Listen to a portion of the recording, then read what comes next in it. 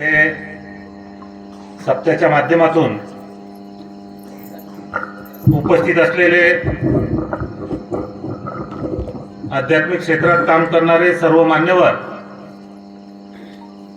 उपस्थित आमच्या सगळ्या माता भगिनी, गावातील परिसरातील सर्व ज्येष्ठ नागरिक, आमचे सर्व तरुण बांधव, ज्यांच्या माध्यमातून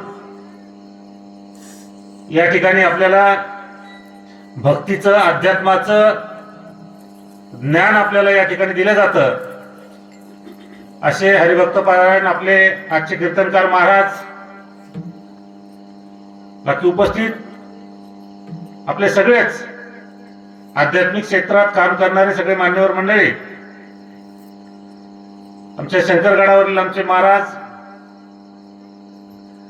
खरं तर सप्त्याच्या माध्यमातून गावात एक आध्यात्मिक ऊर्जा देण्याचं काम महाराज आपण आपल्या वाणीतून, आपल्या मुखातून जे शब्द बाहेर पडतात त्या माध्यमातून आपण करत असतात आणि आमच्या तरुण बांधवांना, नवपिढीला एक दिशा देण्याचं काम आपण या नारदाच्या गादीहून या ठिकाणी करत असतात. त्यामुळे आजच्या या युगात जिथं मोबाईल असेल, टीव्ही असेल, सोशल मीडियाचे अनेक माध्यम असेल, त्या माध्यमातून एकीकडे युवा पिढी भरकटलेली असताना आपण पुन्हा त्यांना पटरीवर आणण्याचं काम आपल्या माध्यमातून या ठिकाणी करतायत. त्यामुळे आपलं करावं तेवढं कौतुक या ठिकाणी कमी आहे, आपले मानावे तेवढा आभार या ठिकाणी कमी आहे.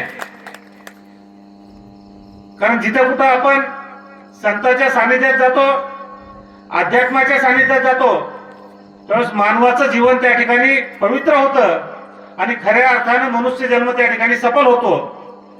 म्हणून आयुष्यात माणसानं संगत करावी, ती संतांची संगत करावी, संगत करावी ती संतांच्या विचाराची करावी आणि त्या माध्यमातून आपण आपलं आयुष्य घडवावं.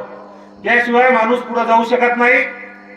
म्हणून त्या ठिकाणी अभंगामध्ये सांगितलं जातं की संत चरणरज लागत सहज, वासनेचे बीज जळून जाईल.